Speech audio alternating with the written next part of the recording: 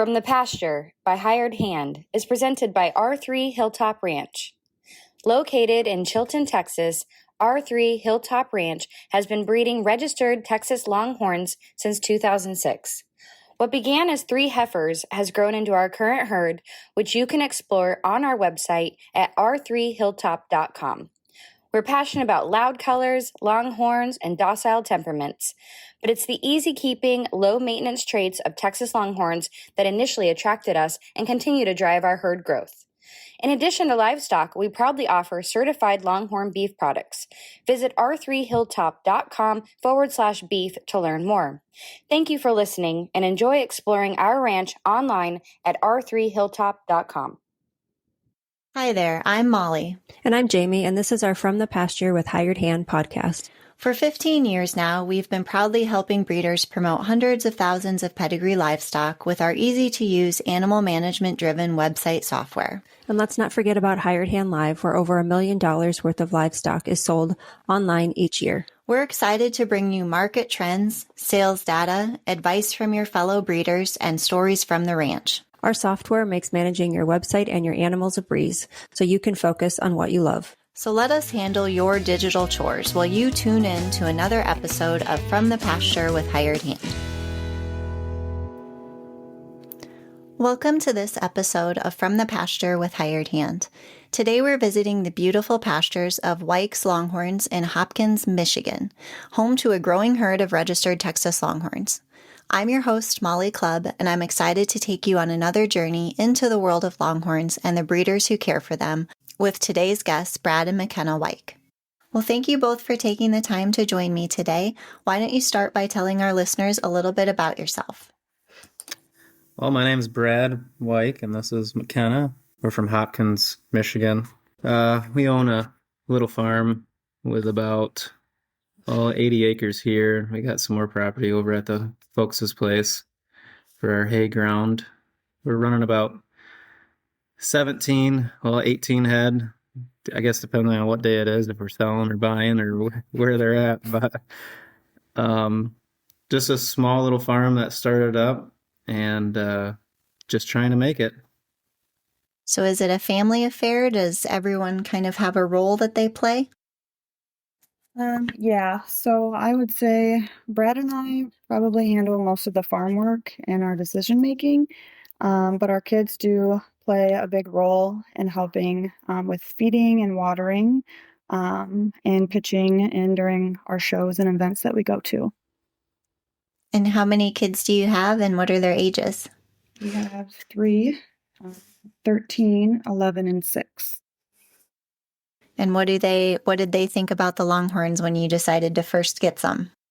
Oh, my daughter, she's an 11-year-old. She's the middle child, and well, she thought we were nuts, but we kind of come from the horse background, and she loves her horses. So she was excited, but I don't think she realized how much work there was into it. My boy, my oldest, he was absolutely thrilled with it.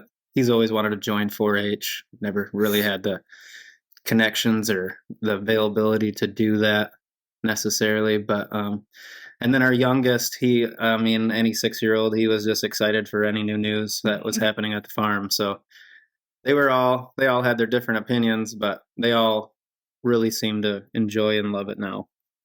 That's awesome. So what made you and Mckenna decide that you wanted Longhorns? Tell me a little bit about how you came to that decision. Well, here in Michigan, on the side we're on, the southwest side of Michigan, there's a lot of Angus. There's a lot of Herefords. There's a lot of beef operations, a lot of dairy operations. I come from the 4-H side of it, where we had Angus and we showed dairy and kind of the show class world. All of my family was into dairy, both my mom and my dad's side. So I grew up with the jerseys, the black Angus, the red Angus, the Herefords, the Holsteins. I seen them my whole life, and Mckenna, she's really she's kind of from the inner parts of the city a little bit. She hasn't experienced it, but with me. But I told her we wanted to get into beef, and we just kind of wanted something different at first. And I was like, man, everybody's got Black Angus, everybody's got Red Angus or Herefords for beef. I was like, let's do something different. I think I was on Facebook, on Marketplace. Before I spent all my hours that I do on Hired Hand now, it was on Marketplace looking at deals, and now it seems to be totally opposite. But we happened to find some Longhorns for sale, and we went and looked at them, and we actually bought our first Longhorn off of Facebook Market page. So yeah, it kind of started with that, and everything really changed in the direction that we first thought we were initially going to shoot for to what it is now. But that's initially how we got started. We wanted to get into the beef industry, and we just wanted something different than every other person. So do you still have that first Longhorn that you found on Facebook? We actually don't. We didn't know what we were buying when we were buying, and we bought for the price it was. And now that we turned our tables into focusing more on the show side and the show qualities of our animals, and not necessarily sticking with our beef side, she was not a show contendant. How about that? So she ended up going. Sadly, yeah, she went to another good home. She didn't end up getting butchered or anything. I couldn't let that happen.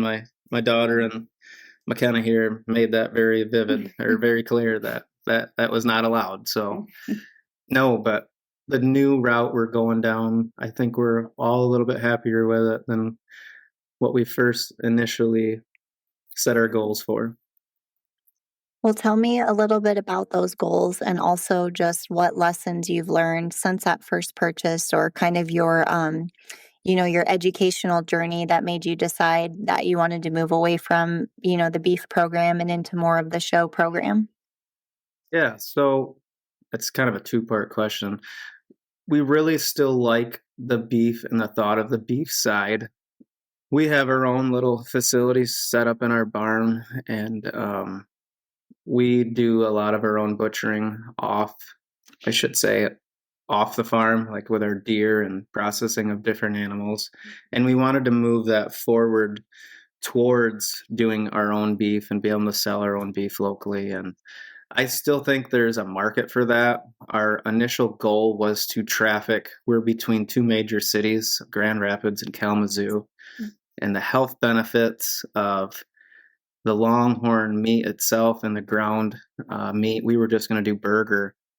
We were originally going to target the major gyms in the area and try to get the health people on the kick of the lean meat and the high protein. And it's still in our back pocket. Which way we were going and which way we enjoyed ourselves more was the show class and the futurity side, and really just raising an amazing, correct pedigree, everything, structure animal. And we enjoyed that a lot more. So we're focusing on that as of now. But we also, down the road, with like our ropers and with our steers, if we have some, or if we come across some good deals, we still want to keep that other door open. We really just completely switched roles with what we're going to do first. We thought it was going to be beef, but now we're focused on show. How many head are you up to today? I think we're currently at 17, and then we have Terry King's Woody Be Tough.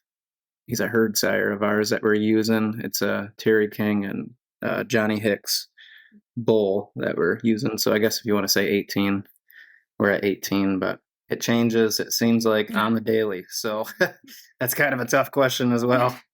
I got to kind of think back every once in a while. Depends on the day. Well, you mentioned, Terry and Tammy King, some very experienced breeders, along with Johnny Hicks. Have they been kind of responsible for helping, and with some of the education and maybe move you guys along to growing your herd? Yes, exceptionally. Terry King, we were at the Bluegrass Futurity, and I actually got introduced to Terry King through Missy Hicks. And we had talked for a little while and visited and had a good time. And that's about all I know Terry. I know a lot about him. I've heard he's just a nice man. Now, Johnny and Missy, they absolutely, hats off to them. They've done everything for us. I mean, if it wasn't for them, we wouldn't be in the place we are now. I don't know how to thank them enough, and I don't know if I'll ever be able to repay them for what they've been able to do for our family and for me and Mckenna here. Absolutely exceptional people. Just you can't have a better person to help you guide you through this. And it's not just me saying it. We talked to a lot of different ranches, and we've been to Dale Hunt's. We've been to Bob Loomis's. We've been all over. We've been to Tom Smith's. I'm missing a lot. We've been to G3 Ranch. Really, anybody that we talk to, they all have the same thing to say about their support and everything that they do for everybody. And they're just great mentorship and just incredible people. Someday I'll get Johnny back and I'll repay him somehow. But I just right now in the back of my head, I have no clue how I'm going to do it. But yeah, awesome people. Very thankful for them. So I know Michigan's kind of a hard state to travel sometimes with the lake being there. And so it can kind of skew, how far you think you are from someone. How close are you to some of those other Michigan breeders that you mentioned? So H&B Longhorns, Josh Shaw and Megan Shaw, we are approximately 15 minutes from them. They're just in the next city up. Johnny Hicks with Hicks, Texas Longhorns, we're about an hour from them. You have Tom Smith, about an hour from them as well. And then we have L4 Ranch with Cody and Denny LaPointe, which is about an hour 15 from us. So we kind of got a full circle. We have Travis Pell as well to the north of us. They're about an hour 15, I believe, hour 30 from us to the north of us. So we kind of got a full circle around us of just exceptionally great people around us that really are willing to do anything for anybody. And we're all on the same page, and we can all do whatever we can do for each other. And it works out great. That's awesome. So now that you've had Longhorns for a while, what would you say that your favorite part is? Oh, man. Want to answer that?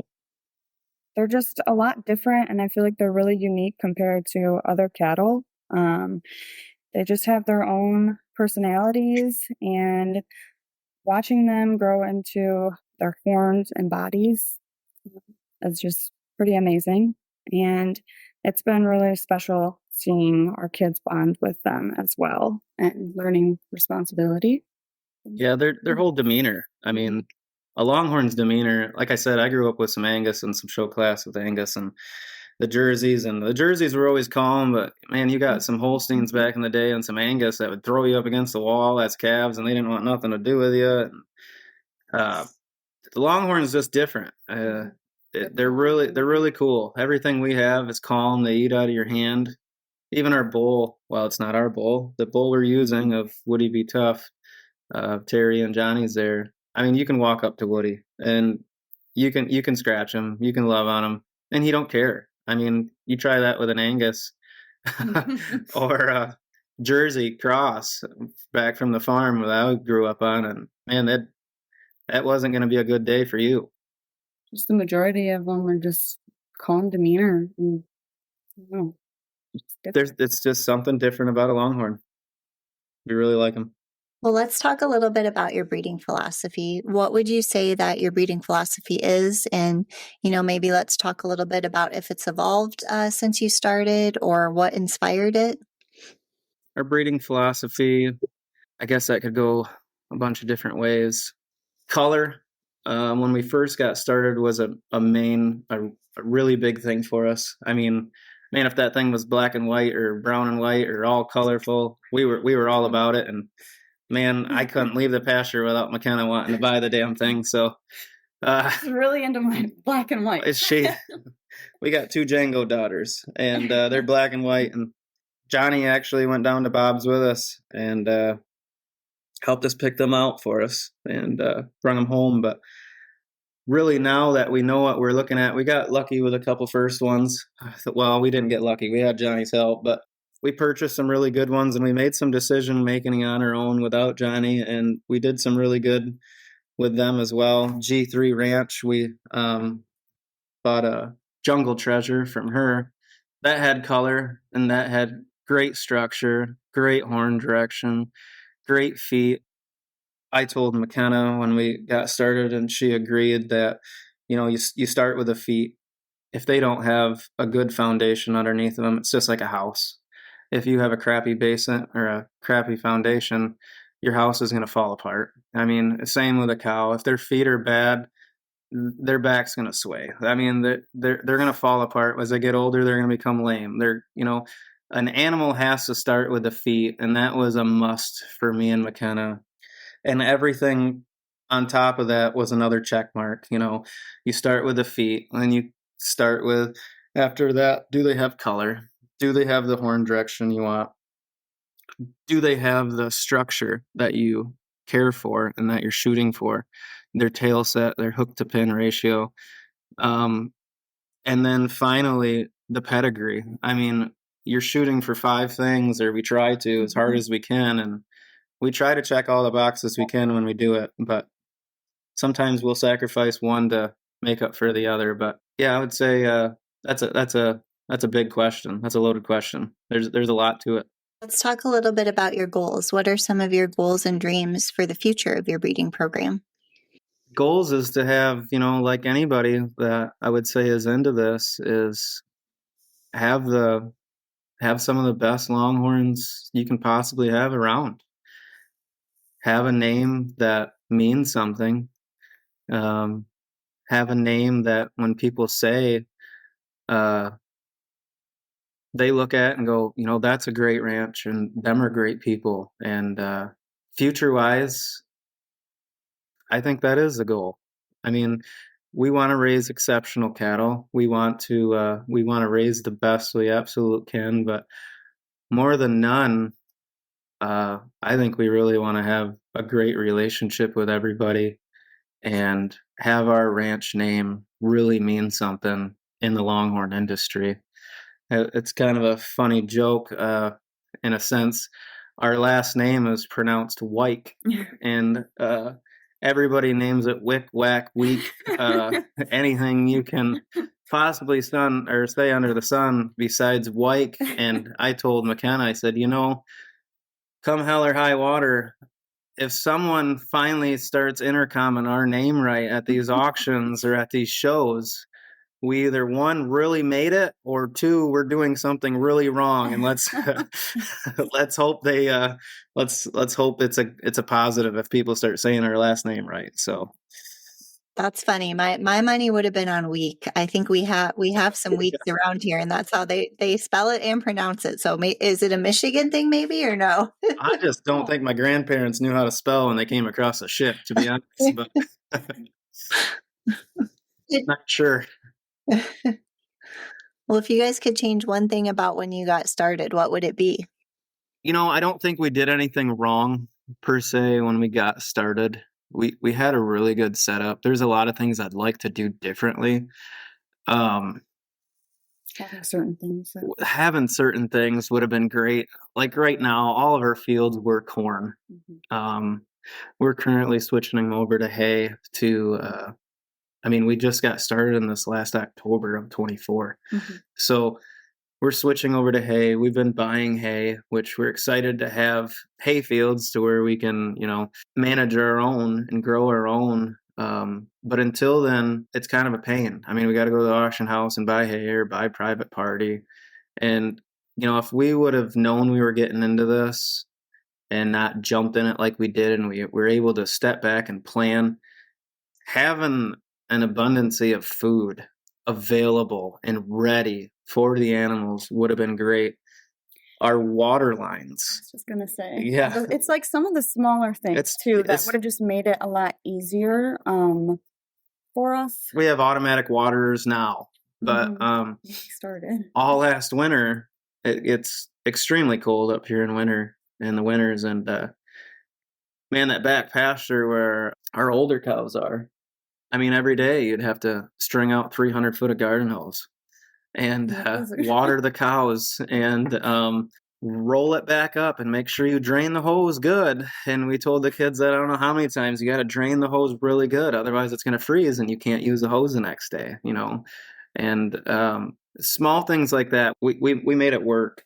But structure, I mean, we had fences, we had everything we needed to get by, but man, it would have been nicer if we had a little bit nicer things. We had bigger pastures, we had bigger pens, we had some catches, you know. The correct chute. We started out pinching them between gates. We didn't do that very long, but we ended up getting a chute. But all the way down to the alleys and everything else, we were real fortunate. We had a big round pen that we weren't using for the winter as it was for the horses. So we tore that down. So we had about 20 gates as it was. So that, thank God we had that. Otherwise, I don't know how we would have done vaccinations or ivermectin or valbazin. It would have been, that would have been terrible if we didn't have that. But other than that, I think we started off really on, for an unknown basis, really well. I mean, we didn't have everything. It could have been better, but we never really struggled, I guess. What's something that you're budgeting for, you're dreaming for the ranch in the future that you don't have yet, but that you know you want to add? Man, if we didn't have a budget, that whole dang lot out there would be concrete, and I'd be scraping the poop off instead of dealing with the mud in the spring and the fall. If we're talking realistic, we have a barn that we tore down when we bought the property that we saved, and we're going to put back up with new steel, kind of make it a pavilion style, so it's open concept all the way around it, but it has a steel roof on it, kind of like a pavilion.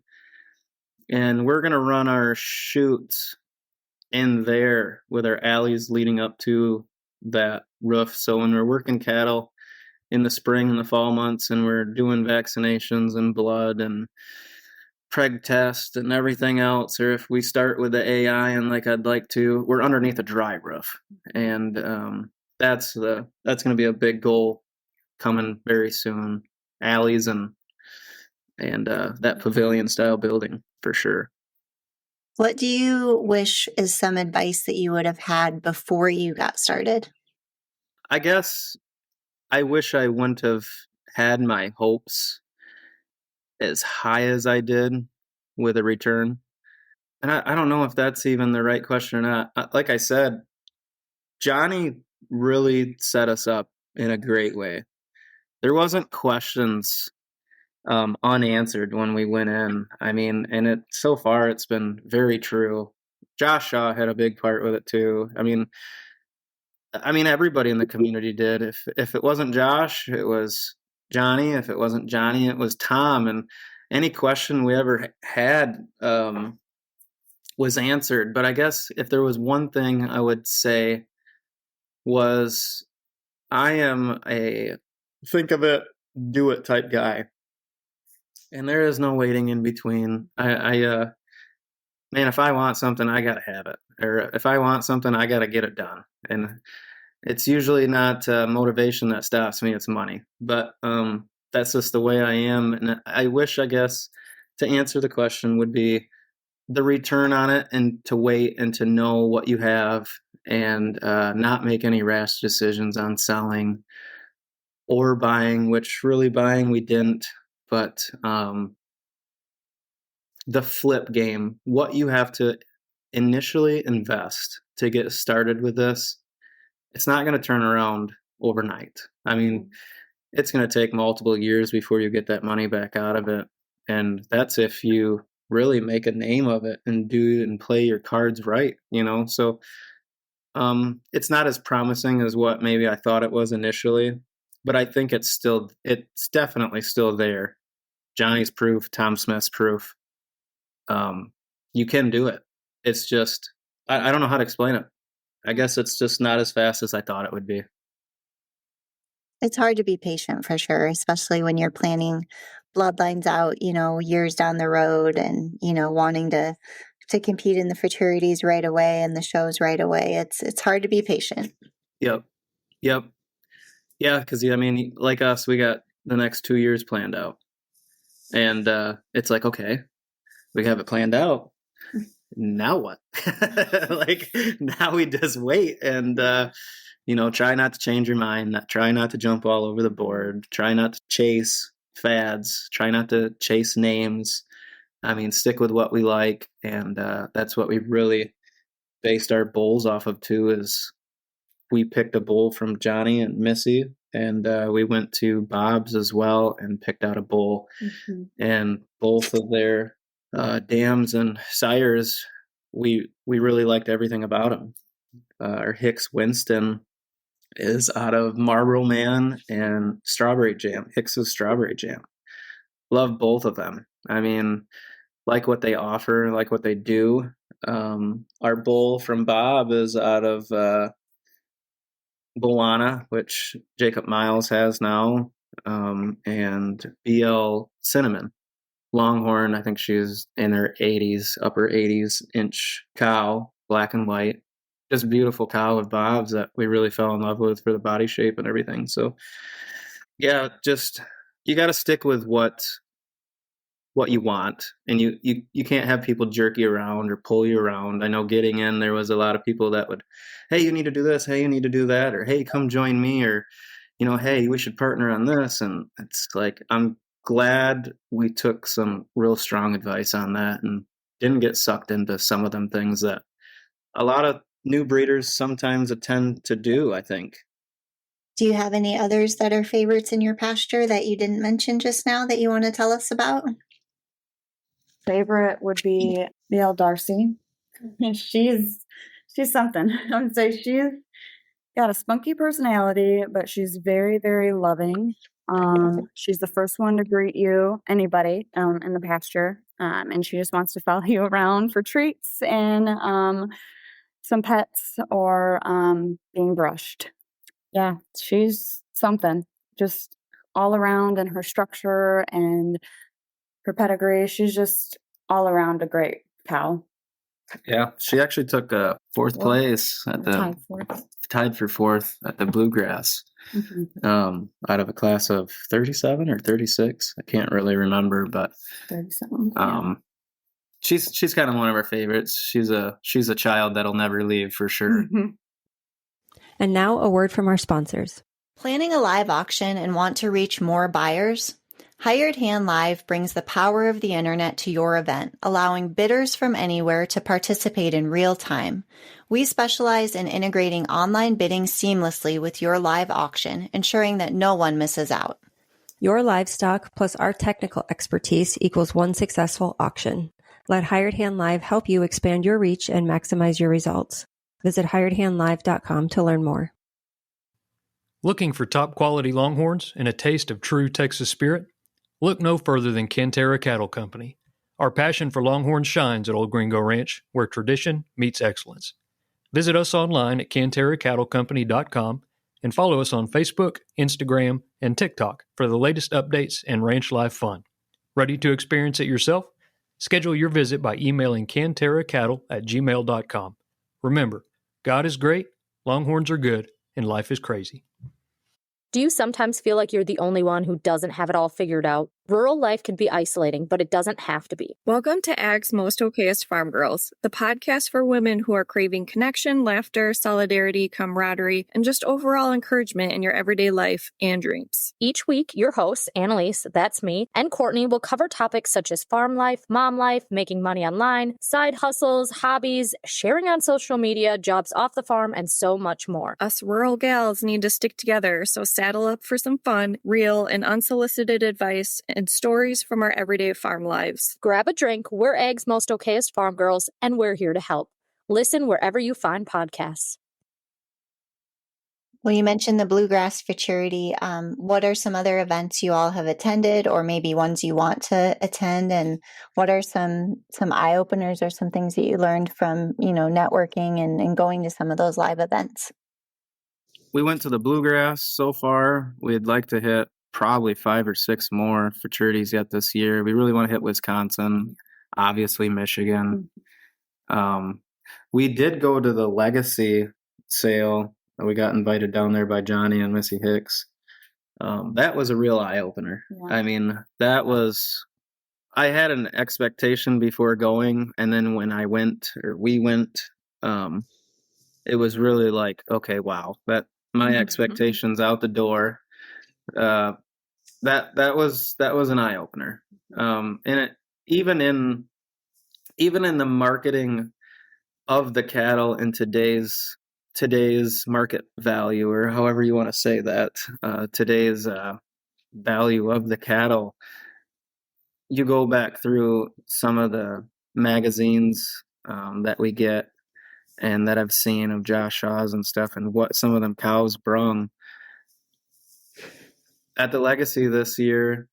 It shows that the industry's a little low right now on some cattle. Like, some of them went through and, wow, I can't believe it sold for that. Or, wow, I can't believe she sold for that. Or, some were high, some were low. But just from talking to people, 3 years ago, it sounds like it was just some of them cattle that went through there would have just been mind-blowingly expensive. And it really opened our eyes to see and show what the market can do for our cattle. That was the biggest mind opener for me, seeing some just exceptional, beautiful cattle go for fairly a decent price. And I don't think it's the sales fault. I don't think it's the cattle's fault. I think it's just where we're at right now with the market.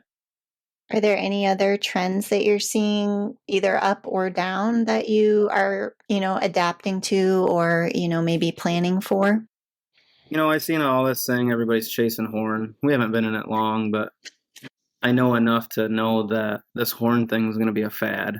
I mean, horn's a big trend, and I mean, they're getting so big now that they have stress cracks in their skulls when they go to butcher them, and when's enough? I mean, and maybe I'm overstepping by saying that, but at a certain extent, for us, if we're at 90 inches, 90 plus inches, that's exceptional for us. We don't need anything. If we're in the mid 80s, we're happy, So to shoot for that 120, 100 and whatever, 110 inch cattle, we're definitely not going to do that. And I think before long, it's going to be something else. It's going to be double twist, triple twist, horizontal, straight out triple twist. I mean, I think that big horn is going to change, and who knows what the next step's going to be.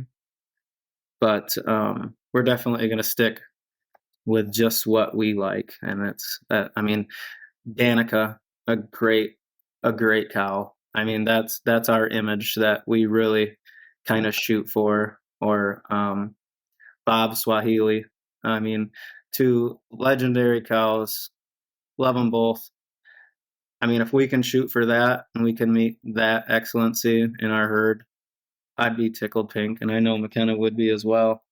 Like I said earlier, to chase the fads, I don't think that's a thing would be a smart move to do, because I think as soon as you are able to get it, that it's going to change. It might take you 4 or 5 years to breed your herd to get to that, and then once you have it and it's something else, then what do? Start back over?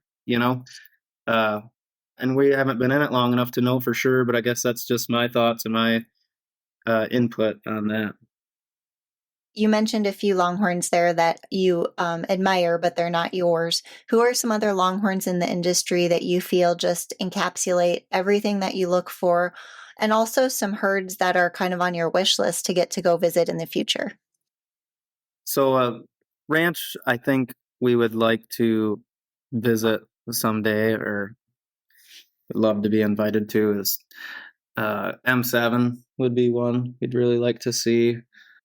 I mean, and that's just one of many. I know I'm kind of caught on the spot with ranch names, but really any ranch that we could or they are willing to accept us to come and visit and check it out, I think we'd both be more than obliged to be able to do that.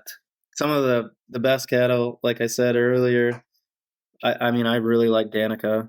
I like Danica's offspring. We have some Django daughters. As far as bulls, we kind of really are partial to our Django. And I mean, some people might not like them, some people might like them, but there's just something about them with what we have as far as offspring with our Djangos that, I mean, we strive for Django. I really like Hydro. Yeah. Hydro is a really, really cool bull that I think does a lot for certain herds and, well, anybody's herds, really. Yeah, I mean, all the way down to Buana. I mean, we have a Buana son. We love Buana. I mean, this whole structure, we went and seen him when he was down at Bob's and before Jacob got him. And I mean, there's a reason why we have a Buana son now. I mean, just anything out of Buana. He puts flesh on. He puts stock on. He does everything you need him to do. And he's got good feet. I mean, we could go on for hours, I'm sure, on talking about all the big time cattle that we really like, but of course we can't do that. I feel like that's one of the things our listeners like, hearing about quite a bit, though, is what everyone else's favorites are. And, then if they haven't heard of one of them, they'll go check them out or check your website out to see how you're incorporating it. So I think it's a worthwhile topic for sure. Yeah. Marble Man, Marble Man, as far as his offspring he's had so far, Johnny's got quite a few on the ground. Outstanding. I mean, just, hey, Johnny, you want to sell that heifer over there? Heck no, I ain't selling that heifer. Like we got a good eye for what we want, and Johnny knows that. And it's fun picking on each other back and forth. But that Marlboro Man, he's shown his worth, and I mean that's why we have a Marlboro Man son as well, out of some of Johnny's better breeding of cattle or cows, I should say, the cow line he's got. So we're excited to see what he'll do here in another month. He'll be getting exposed to our young heifers, and we're excited. I mean, we're really looking forward to it. Well, one question that I always ask husbands and wives when they're on together is, I know you have to have either a funny story or maybe it wasn't funny at the time, but you can laugh about it now, whether it be working cattle together or something with the kids. So hit me with your funniest Longhorn related stories, and they can be separate. So. Well, I mean, every day is a funny day here at the farm. I mean, we're either screaming at each other or yelling at each other, and then we get in the house and go, what in the heck? Why did we just do that? But I would say the funniest story would have to be we were out in our main pasture, and we wanted to separate our old stock from our 2-year-olds. And it was when we first got started and we were trying to get everybody organized. We wanted our 2-year-olds in their own pen, and we wanted our heifers, our young stock, in their own pen, and we wanted our mature cows in their own pen.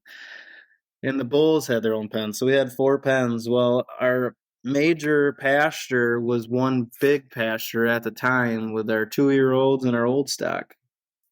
And while Mckenna was running the skid steer, she had the forks on it, and I had a whole bunch of fence posts on the forks, and we were running along and we were plugging in fence posts trying to divide off the pasture.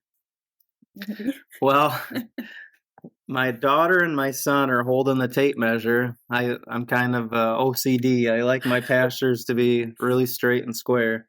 And they have the 100-foot tape going across the pasture and measuring off the existing fence to the dividing fence where I was running in the T-post.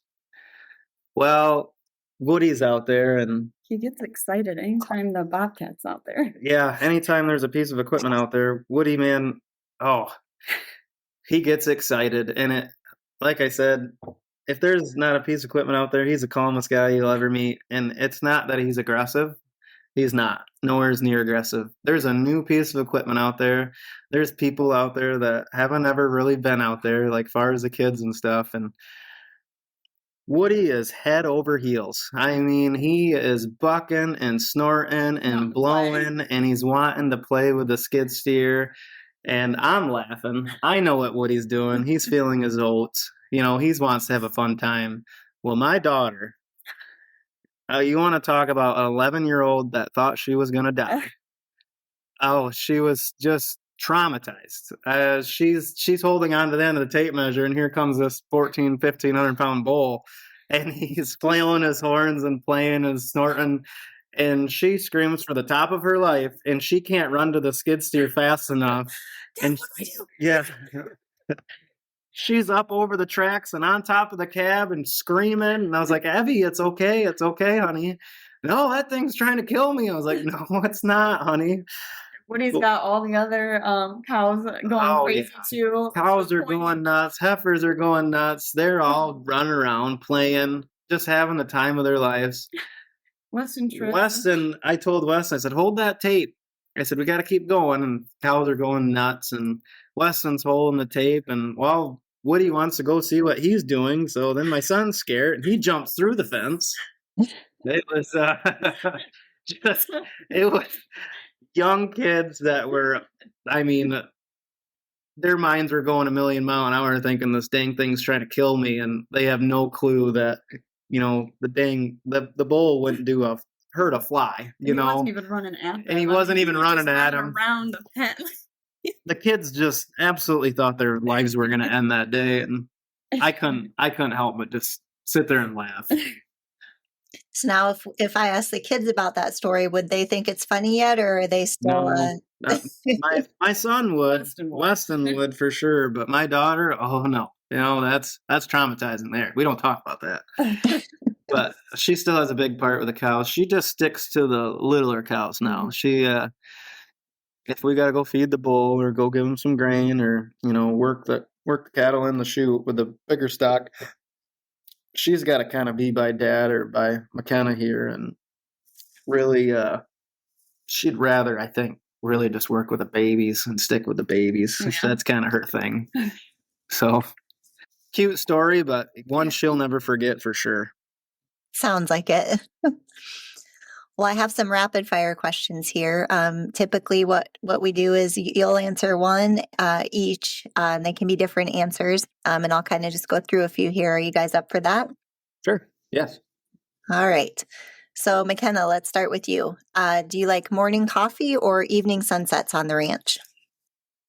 I would say hopefully morning coffee, just to be able to sit outside and have a morning coffee out on the ranch. What about you, Brad? Man, after hard days of work, it's not coffee. I can tell you that. It's usually a beer in my hand, but I like to sit out on the lawn chair and watch the sunset go down. What is your favorite workday song or playlist? Oh, anything Clint Black or George Strait or any 90s, 80s country. I'm all about it. All right, you're speaking my language. How about you, Mckenna? Honestly, just anything country. I don't think I have like a specific. It just honestly depends on the day and my mood. I know that's kind of, but yeah, I don't know. So when cattle piss her off, she listens to Screamo, and then No, I'm just kidding. So being in Michigan, I'll be curious what your answer is here. Are you more of like a boots wearer on the ranch or sneakers for everyday farm and chores? Definitely boots. I would say boots as well. We're in some thick blue clay, and I mean, if it sprinkles, you're going on your butt. It's so slimy around here, so definitely boots. What's your favorite farm tool? Our chute. Absolutely, hands down, our chute. If without it, we couldn't do nothing. Mm-mm. Same for you, Mckenna? Yeah. So is Michigan your dream ranch location, or is there somewhere you aspire to be down the road? No, Michigan. I'm through and through blooded here, so. For me, that's kind of hard. I don't know. I don't think ever be able to leave Michigan, but Definitely during the winter time. I do not do well in the cold at all. So if you'd ask me during that time, I would tell you my dream would be anywhere warm all year round. But when it comes down to it, Michigan, I don't think we'd be able to leave. That's when you just have to plan those visits to some southern ranches, right? Right. Yes. Right. Yes. I've already, yeah. All right, so this one's really important. Now remember, I'm an Iowan. So Michigan or Michigan State? Oh boy. Oh, I don't know. I Michigan State, I think, for me. Okay. Yeah, same. I'm sure some of my friends are going to listen to this and give me hell, but I've always kind of liked Michigan State.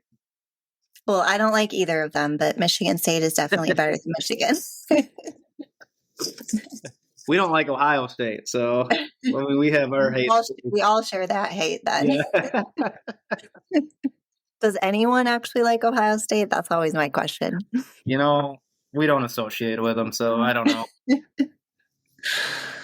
All right, last rapid fire question here. Are you Instagram or Facebook? Facebook. I'm neither. I mean, I Facebook, I guess, just because of the marketplace. I like looking at that, but that's all her. I would say the Facebook part of it is probably the most successful for our farm. I would say another part would be TikTok as well. I feel like there's a lot of marketing in TikTok. What sorts of things are you posting on TikTok? I'll just kind of, I don't have like a specific TikTok for our farm, but on my personal, I just kind of will put little clips together of like chores or stuff like that. Kids playing with the chickens or the horses making a weird face, or she kind of has fun with it on TikTok. It's not really a marketing standpoint. Yeah. Well, let's wrap up the podcast here with talking a little bit about your website. We do have to talk about Hired Hand and Hired Hand Live a little bit here. What would you say now that you have your Hired Hand website is your favorite back-end feature? Definitely the simulator. The pedigree simulator? Yes. All right. I didn't know anything about it until Josh Shaw actually brought it up when we were looking at cows, and he's like, well, just, I was asking Josh when me and Mckenna were picking up a cow that had a calf in her stomach. I was like, man, I can't picture what this calf's pedigree is going to look like. Like, I need a visual picture. And he's like, well, just go on the simulator. And I was like, what are you talking about? On horns or what? Because at the time we didn't have your guys' website. And he's like, no, on your Hired Hand website. I was like, I don't have a website. Well, then he goes, well, that sucks. Then make yourself one. So, I mean, since we got that, it's been awesome. I mean, just being able to predict what you may or may not have coming, that's been really cool. Visual layout. Yeah, we have our set bulls, and if we do buy anything, we try buying cows or heifers or calves that meet our bulls. So being able to predict that and see that as a future, that's been really, really cool. Mm-hmm. Well, I feel like I should give a special shout out to Josh there for helping get you all on board then too. Yeah, there you go. What's your favorite Hired Hand website besides your own? Oh man, can we narrow it down to 100? I mean, I was thinking 1,000 off the top of my head, but how about like no more than 10? How about that? Oh man, I like them all, and it, with your packaging from really good to the cheaper line like we have for a website layout, it doesn't bother me at all. Does it bother you how they're laid out?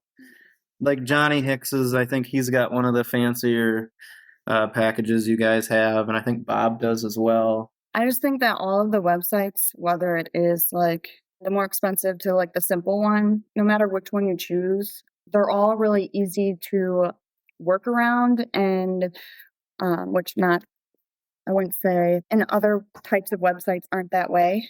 It's easy to maneuver between everybody's websites while they all are put together very nicely, which is something that I think we both like. Yeah. They're all exceptionally easy and well to use. And I don't know, like if I find a ranch that has a different website than your guys's, and I'm just gonna throw it out there without throwing anybody under the bus, but kind of throwing him under the bus, but he'll understand. Like Tom Smith's, he doesn't have hired hand. Like, Shots fired, Brad. Shots fired. like I can't. Like he knows it. He knows it. It's just so hard. I'm like, where am I? And why don't these cows have pictures? I want to see what they look like. Like, oh man, that bugs the crap out of me. But we've been at. I think Johnny and everybody's been after Tom for years to get you to do a website for him, and he's just stuck in his ways. So a little stubborn, but that's okay. How much time do you think each of you spend looking at different Longhorn websites during your week? Yeah, if I could look at the phone bill and it tells me how much internet time I had, I would put 99.9% of it out of the probably, I don't know, 100 hours a week towards cow. Yeah. So, yeah, I don't know if my phone knows anything other than just to go onto some type of cow website. So, you can't sleep. You're waking up and looking at cows. Oh man! In the middle of the night, you can't fall asleep. Yeah, multiple nights. Wake up at 2:00 in the morning, can't sleep. Well, I might as well roll over and grab my phone and look at some cows real quick, and then it goes from 2 to 4:30, and you're like, oh crap, this is gonna suck tomorrow to go to work. But here we go. So, we kind of have a solution to that, which maybe Mckenna will be upset that I tell you about this, but did you know that we send text messages every week with every new animal that was added across any website so you can constantly keep up with all of the new ones? Oh, I thought you were going to say you can limit our screen time on your website or something and choke me on addiction or something, but no, that'd be cool too. I can't get off your guys' Hired Hand Live. The auctions and stuff too, we really enjoy them, and we actually just bought a cow, Mrs. Rose, off of Hired Hand Live. Oh well, nice. It was a BNC sale. I guess it wasn't the Hired Hand Live, but we've looked at a lot and bid on a lot on Hired Hand Live as well. But what do you like most about it? I like the buy now. I mean, you kind of. Not to beat around the bush, but like when you're bidding on something, you're going, all right, does this guy have like $5,000 in mind? Does he have $1,500 in mind? And when it says buy now for $2,000, like, what the guy's expecting. And if it's out of our price range, it doesn't waste my time. If they want $10,000, buy it now, or $8,000, buy it now, and I can't afford that at the time, I can clear my mind of that. And that just helps move on to the next step. Yeah. If I can't afford it, I'm not going to look at it. So don't waste my time on it. Don't get my hopes up. Yeah. Let me look at something else, I don't know. I kind of really like that. That's nice. How many times when you see one of those buy now animals, do you still click on it and then maybe end up on his website looking at some of his other stuff? Oh, it happens all the time. Like maybe they got a cheaper one. Maybe there's a sister. Is the mom for sale? Maybe we can afford the mom. I don't know. But yeah. No, it happens all the time. Yeah. Well, I feel like we covered a lot of ground here today. Is there anything that I haven't asked you that you want to share with our listeners before we wrap up? I'd say not that we've been in it long enough to really say, but we've seen enough and we've dealt with enough that if someone wanted to get in, really have a good mentor. Yeah. Find somebody. Ask around. Don't get into it blind. I'm sure you can, and I'm sure you could do great.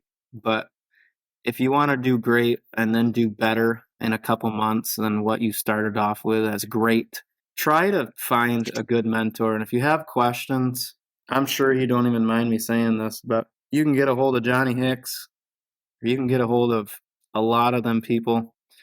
Josh Shaw, Johnny Hicks. Myself, I might not be able to answer them all, but I can point you in the right direction. Ask them questions. All them people, man, Johnny's got to be annoyed with us with the amount of questions we've asked him. He should be, at least, and he's not. He enjoys it. His love is in the industry. He wants it to thrive. He wants everybody to do their best. If you were to start off, have someone like that to talk to. I think that would really help everybody and anybody get started on the right foot.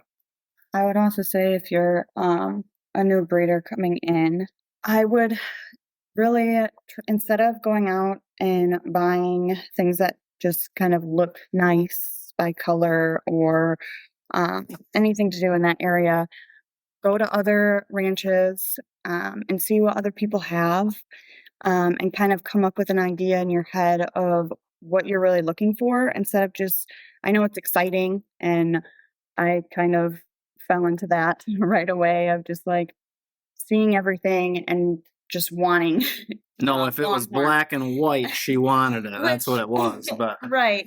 And so I would really say just really go to other ranches, talk with people, and see, overall what you want and what would you would like before just getting, a whole bunch of them that look pretty at first, if that makes sense. Have a plan. Yeah. And then once you have a plan and visit a bunch of ranches and you see a bunch of different qualities of cattle and figure out what you like, once you figure that out, then start buying cattle. Like visit 6-7 ranches like we did, and Johnny was able to bring us around and visit some of these.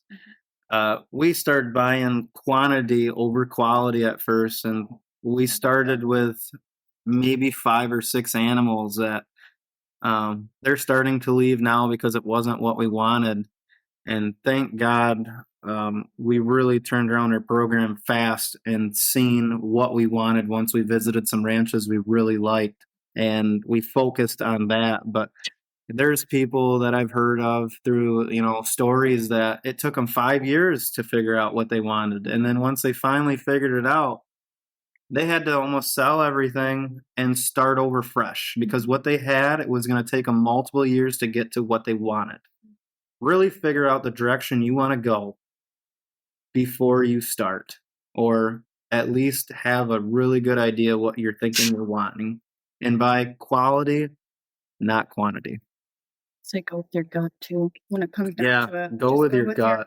I mean, you're gonna have a lot of people that tell you different things too throughout the whole thing. But really, it all comes down to your gut and what you want for your herd.